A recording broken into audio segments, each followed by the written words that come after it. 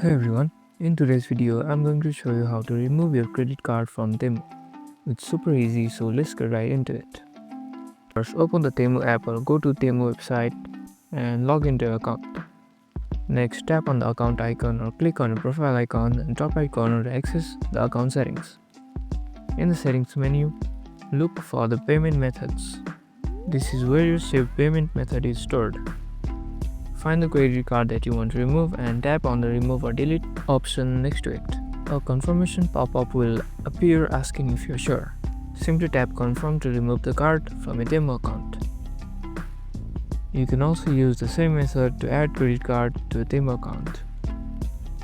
And that's it. Your credit card has been successfully removed from demo. If this video helped, be sure to like, subscribe, and hit that bell for more tips. Thank you for watching and happy shopping. See you in the next video.